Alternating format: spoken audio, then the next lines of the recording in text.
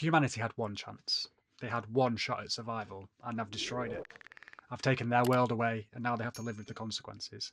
I've destroyed the place they call home. I've ended entire bloodlines and fulfilled prophecies that I didn't even know existed yet. And you know what did it? I did it with a single line across the map.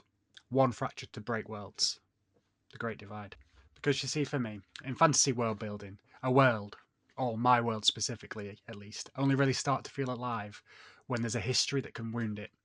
See, when my continent broke off, the coastlines change, kingdoms got cut off, trade dies, religions and faiths shift, and every living being in that world after then has to carry the scars and the trauma of that decision for generations to come. So this idea that I've had for the Great Divide, it isn't just me redrawing and rejigging land for the sake of it. It's me deciding what kind of memory this world would live with, the stories of the humans and its inhabitants will have of the present day, the trauma and the effects it has on them.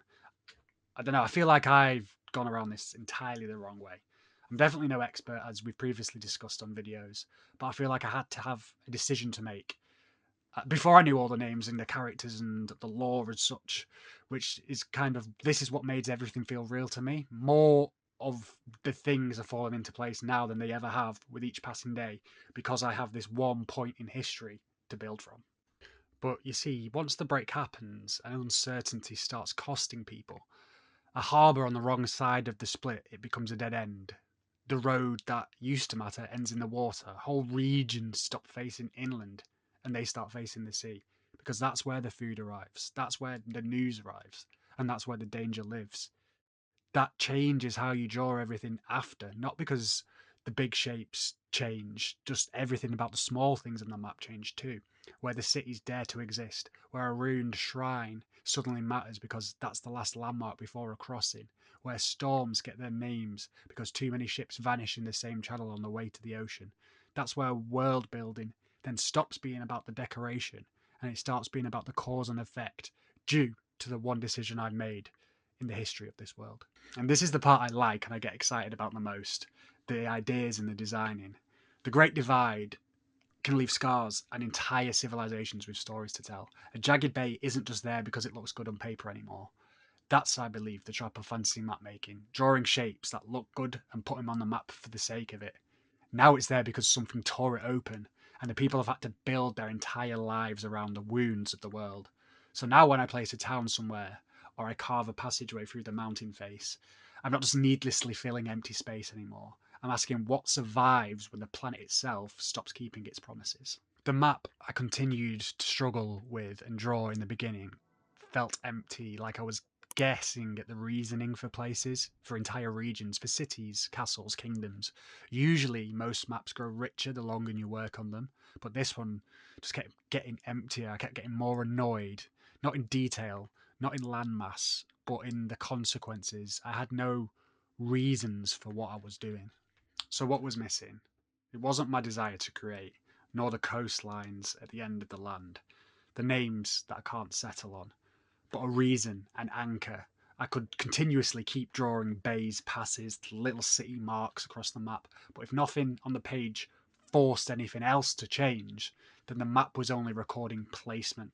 It wasn't recording cause or making choices. Every new feature I thought of adding was connected to nothing, explaining nothing, mattering to no one inside the world, and then not mattering to me in turn. A mountain range should do more than just look good. It could trap rain on one side and it could starve the other. A gulf should do more than just fill space. It should pull ships toward one coast and leave another cold and half forgotten. If a river meets the sea in the wrong place, then a settlement or a port would rise there. If a mountain pass stays open through the winter, when armies and traders both learn its name through necessity to survive, that is when a map starts speaking to you creatively. And without second guessing, you can make the decisions that just feel right for the world that you are building. Mine just wasn't doing that yet. I'd drawn shapes and forms, clean forms, but they just seemed like stickers laid out on a table for nothing more than decoration at this point. Nothing meant anything. I could place a kingdom almost anywhere the world would just politely allow it and tell me to get on with the rest. That was the problem. That's fantasy map drawing without consequence.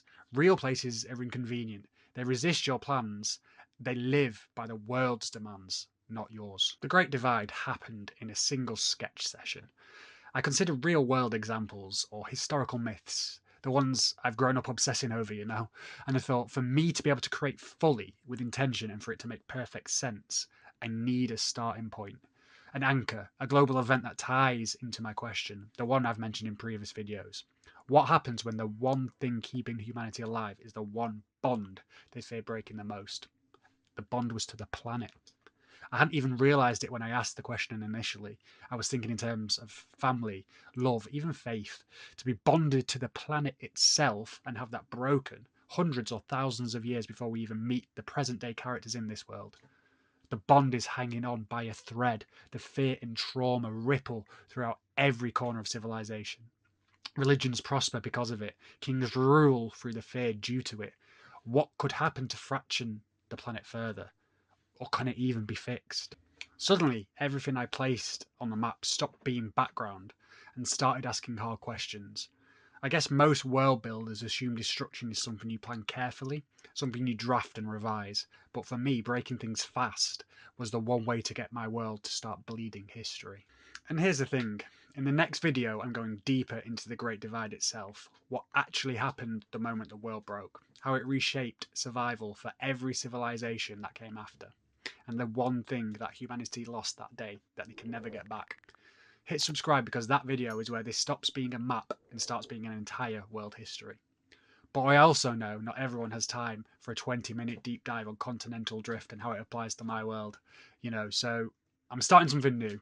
A short series. The exact same world, the same lore, same ink still wet process, if you will. But each one breaks down a single design choice. Why is that bay shaped that way? What that mountain range means for the kingdom on the other side. Quick, visual, straight to the point. These aren't going to be clips or trailers, but actual breakdowns you can watch in under a minute or two. That's coming very soon. So when you start seeing it appear on the channel, that's what it is. A whole second way to follow this world being built. So you've got two ways to follow this world now. The long-form documentaries like this and the short series where I explain the specifics. Pick your poison, or pick both. I'm not going to stop you. I do think sometimes destruction in world building can look like loss, but if I'd skipped it, my world stayed safe. And safe worlds for me rarely ask anything of the people inside them, which can make characters and plots feel even emptier. Cities remain where they always have, roads keep working, and all that history just seems decorative. If you let something break though, like me, every choice starts leaving a mark, and suddenly my world became a place where survival, memory, and distance all meant different things. I now also have an entire history to create of what came before the Great Divide and all the reasoning that led to it. That adds so much more depth to why things happened and happened the way that they do. This adds stakes to real world decisions that are now made in present day. Some world builders, I guess, would treat destruction like this simply as backstory, but I'm literally incapable of doing that. If I had done that, my world stays polite, like I said earlier. It could look complete in theory, but nothing in it has to answer for itself. I could keep adding kingdoms, ports, and mountain names, and the map will just happily take them all, making it look nice and feel pretty, but it won't resist any creative decisions. It won't ask me why the city exists there, why that kingdom rules in those lands and not the other. If you let the brake become the engine, every new place arrives carrying a cost. The Great Divide isn't just backstory, it's the exact reason any story here now has stakes. Because once the land is broken, you don't get to place things wherever they look nice on the page. You have to actually think why. If a ridge collapses into the sea, why did that happen? Who suffered most because of it? Are people still suffering because of it? There is one problem though. A world that pushes back can also change after you've already started believing it. The Great Divide has happened due to the collapse in humanity's bond. So what can they do to ensure it never happens again, whilst others are actively trying to bring around another one? Most viewers, or readers if you will arrive at a world after it's been finished, polished and named. But here, the ink is very much still wet. A bay on the east coast might be a fishing village today and a fortress by the next draft, if that's what the Great Divide compels it to be. That is the strange gift of day one world building. You are not touring my world as a finished product. You are watching it decide what it is. This isn't world building for beginners with templates and guides. This is watching someone with no real idea what they're doing figure it out as they go. You're here before any of that. The catch is that means you'll see every mistake that I make before I do. And some of those mistakes will become the best parts, I'm guessing. You will see the choices forming small ones at first, like the names of places, kingdoms, and religions. One choice can still turn this wet ink into a wound that I cannot redraw.